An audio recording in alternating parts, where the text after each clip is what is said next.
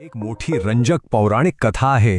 ब्रह्मा आणि विष्णू एका विराट अग्निस्तंभाचा आदी आणि अंत शोधायला जातात, पण त्यांना तो काही सापडत नाही.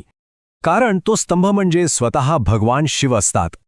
ज्या देवाला समजून घेणंच इतकं अवघड आहे, त्याचं नेमकं रहस्य आहे तरी काय? म्हणजे बघा, शिवाचं हे वाक्यच किती गूढ आहे. ज्याला सुरुवातही नाही आणि शेवटही नाही, त्याला समजून घ्यायचं तरी कसं? हेच आपल्या आजच्या विश्लेषणाचं मुख्य गूढ आहे. मग प्रश्न हा पडतो की एकच देव एकाच वेळी पूजनीय आणि भीतीदायक कसा असू शकतो? रक्षण करणाराही तोच आणि विनाश करणाराही तोच. हे कसं शक्य आहे? तर मग या कोड्याचं उत्तर शोधायचंय. शिवाला समजून घेण्याची गुरुकिल्ली त्याच्या मूळ वैदिक रूपात म्हणजे रुद्राच्या अभ्यासात दडलेली आहे. चला तर मग हा प्रवास सुरू करूया. या रहस्याचा छडा लावण्यासाठी आपण सुरुवात करणार आहोत थेट त्याच्या नावापासून. रुद्र हा शब्द येतो रुद्र या संस्कृत धातूवरून, ज्याचा अर्थ होतो गर्जना करणे. त्यामुळे रुद्र म्हणजे गर्जना करणारा, एखाद्या भयंकर वादळाचा किंवा वावटळीचा तो विनाशकारी आवाज. आणि इथेच पहिला मोठा विरोधाभास समोर येतो.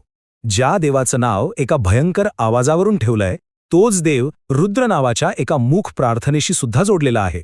कमाल आहे ना? एकीकडे एवढा भयंकर आवाज आणि दुसरीकडे एकदम शांत प्रार्थना.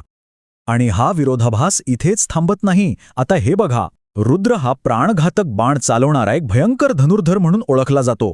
पण त्याचवेळी त्याला सर्व वैद्यांमध्ये श्रेष्ठ असंही म्हटलं जातं, ज्याच्याकडे लोकांना बरं करणारी औषधं आहेत. ही कल्पना खूप महत्वाची आहे. सीमारेषेवरचा देव म्हणजे तो मुख्य प्रवाहाचा भाग नाहीये.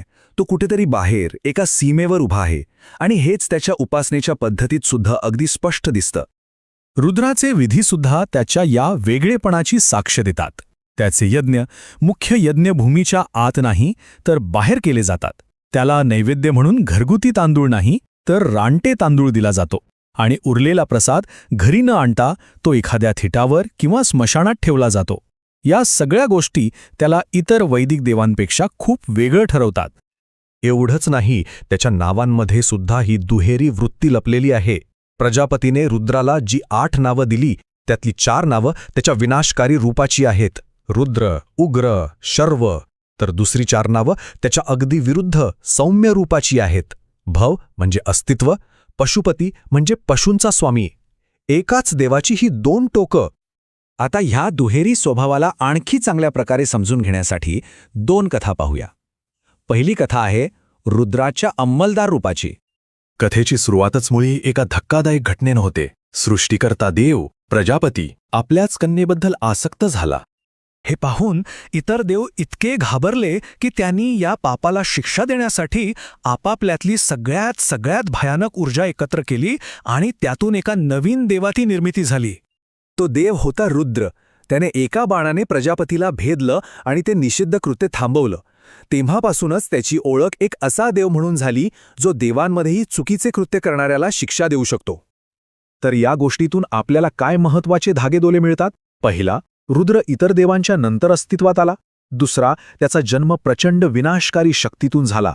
आणि तिसरा, तो पशूंचा स्वामी म्हणजेच पशुपती बनला. हे सर्व मुद्दे देवसमाजातील त्याच्या वेगळ्या स्थानाकडेच इशारा करतात. आता पहिल्या कथेमध्ये आपण रुद्राचं एक भयंकर रूप पाहिलं, पण दुसरी कथा त्याच्या स्वभावाची एक अगदीच वेगळी, अनपेक्षित बाजू दाखवते. ही कथा आहे न्यायप्रिय रुद्राची. गोष्ट आहे नाभनिधिष्ठा नावाच्या एका मुलाची. त्याला वडिलांच्या संपत्तीतला काहीच वाटा मिळत नाही. मग तो उदरनिर्वाहासाठी अंगिरस ऋषींना त्यांच्या यज्ञात मदत करतो. त्याच्या कामाचा मोबदला म्हणून ऋषी त्याला 1000 गुरं देतात. पण अचानक तिथे एक रहस्यमयी काळे कपडे घातलेली व्यक्ती येते आणि एक विचित्र दावा करते की यज्ञभूमीवर उरलेली प्रत्येक गोष्ट तिची आहे. आणि आश्चर्याची गोष्ट म्हणजे तो मुलगा अजिबात घाबरत नाही. तो अगदी खरं काय घडलं ते सांगतो. ती व्यक्ती दुसरा कोणीही नसून स्वतः रुद्र असतो. आणि त्या मुलाच्या प्रामाणिकपणावर तो इतका खुश होतो की तो ती सगळी गुरं त्याला परत देतो. ही कथा त्याच्या भयंकर रूपाच्या अगदी विरुद्ध एक चित्र उभं करते, जिथे सत्य आणि करुणा यांना सर्वोच्च स्थान आहे. आत्तापर्यंत आपण जे काही पाहिलं, त्याचं नाव, त्याची पूजा, त्याच्या कथा, हे सगळे तुकडे आता एकत्र जोडण्याची वेळ आलीये. आता या रहस्याची उकल होणार आहे. चला एकदा परत आठवून बघूया. पहिला पुरावा, त्याची पूजा मुख्य ठिकाणी होत नाही तर सीमेवर होते. दुसरा पुरावा, तो जंगल चोर आणि बहिष्कृत लोकांशी जोडला गेला आहे. आणि तिसरा, कथा सांगतात की त्याचा जन्म इतर देवांच्या नंतर झाला.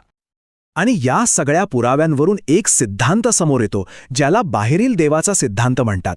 सोप्या भाषेत सांगायचं तर असं मानलं जातं की रुद्र हा मूळचा वैदिक परंपरेच्या बाहेरचा, कदाचित एका आदिवासी संस्कृतीचा देव होता. त्याची शक्ती इतकी प्रचंड होती की वैदिक लोकांनी त्याला आपल्या देवसमाजात स्थान दिलं, पण त्यासोबतच त्याचा तो जंगली, अनियंत्रित आणि दुहेरी स्वभावही आला. आणि हेच ते मूळ आहे. रुद्राची ही जी दुहेरी ओळख आहे ना, म्हणजे एकाच वेळी विनाशक आणि रक्षक असण्याची क्षमता, तीच आज आपल्याला शिवाच्या गहन आणि चिरस्थायी रूपात दिसते. तर जाता जाता एक विचार करण्यासारखा प्रश्न. रुद्राचं हे दुहेरी स्वरूप आपल्याला एक मोठं आणि मूलभूत सत्य तर सांगत नाहीये ना, की विनाश आणि निर्मिती या खरं तर वेगवेगळ्या गोष्टी नसून एकाच नाण्याच्या दोन बाजू आहेत? यावर विचार नक्की कर.